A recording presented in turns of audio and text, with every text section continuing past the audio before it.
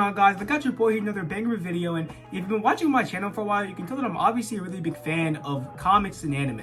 When I was younger, and more so my middle school years, I really fell in love with Marvel and DC. That was when the MCU was at like its peak, and I think Marvel Legacy and DC Rebirth were coming out at the time. So I really enjoyed the stories that were coming from Marvel and DC. But as I got older and as I started to mature, and as I got more into my teenage years and my high school phase, I really fell in love with Shonen Jump anime and manga because they've absolutely been cooking lately. And as an enjoyer of both manga and comics, it's been pretty interesting to see the shift change from comics to manga over the past couple years.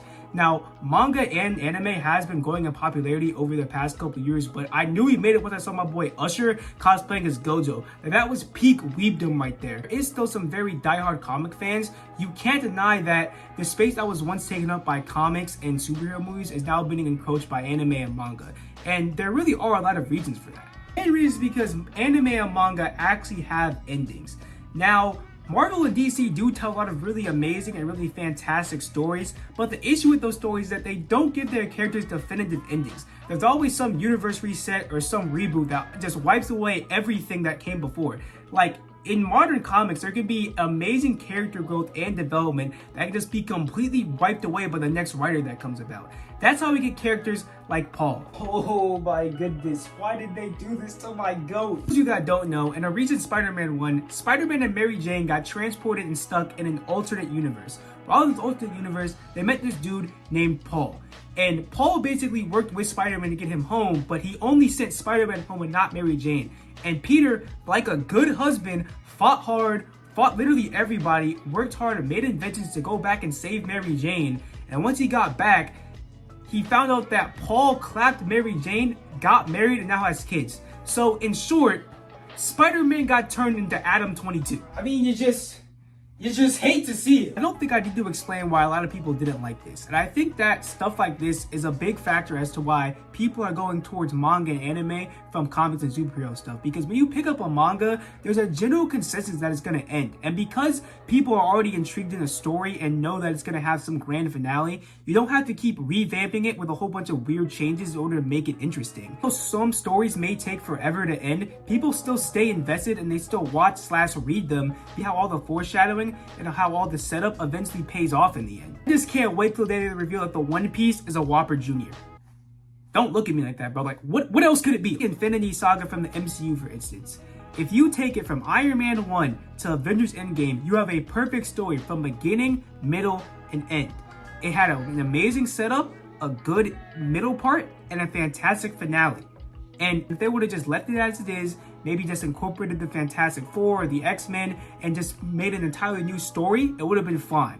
But no, they decided to keep adding and adding and adding on to it, and they didn't want to let it end. That's how we went from an absolute work of art from Endgame to twerking with Megan Thee Stallion. Which, hey, I'm not complaining, but it does bring me to my next point. That's art. Now, I don't think it is a really hot take to say that the art in manga is much better than the art in comic books. Mangaka writes a manga, it's usually like his life's work, and he spends day and night trying to figure out how to make the story and how to make it look like the way he wants. And while he might have some aides or some assistants helping him, it's usually just one guy making it work. With comics, you might get the same artist for like 3 issues, but after that you're like, oh wait, who's this? Because they really switched to a completely different artist.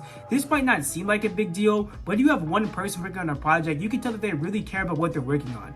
Not saying it's not like that for comics, but if you look at everything from the background to character designs, you can tell the difference in effort. Like, look at Boros from One Punch Man, for instance. He was a one-time villain, and look how cracked he looks. There are some pretty cool character designs in comics, but it's not coming close to manga at all.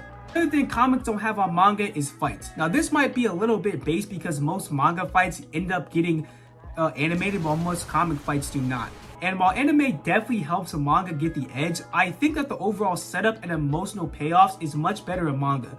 No cap, Gojo vs Sukuna was way better than any fight that's come out in any comic over the past 2 years. And we're not getting any level of hype that we got from that fight in comics in general. And we're definitely not getting the shocks that was as crazy as the Gojo death from comics at all. But that doesn't mean that comic fights are terrible. If you haven't read DC Rebirth, you're missing out because they straight up be throwing hands, bro. One Justice League story where the Justice League was like fighting this villain. I think his name was the World Forger. And to beat him, Superman literally, he binged like 30 suns pulled up on this dude, hit him with the cleanest knuckle sandwich of all time, left a crater in like the entire earth. That is an incredibly cold fight. Now, if we got more of that throughout comics, I think that we'd see a resurgence. But no, most comic fights really just end in like Batman punching the Joker. But at the end of the day, we have to acknowledge that we are comparing two different forms of media. While the two industries are vastly different, they do have a lot of commonalities. And I think if Marvel took notes from DC in terms of like entertainment and movies, and DC takes some Shonen Jump in terms of like storytelling, we'd probably get something incredible. But yeah guys, that's gonna be the end of today's video. If you enjoyed it, please be sure to like and subscribe and comment down below your opinions on the matter. Please be sure to hit that subscribe button. I'm trying to hit 1,000 subs, so definitely hit the sub button to join the family and hit the notification bell if you want to see more. So yeah guys, thanks for watching. God bless y'all. Have a great day. Peace.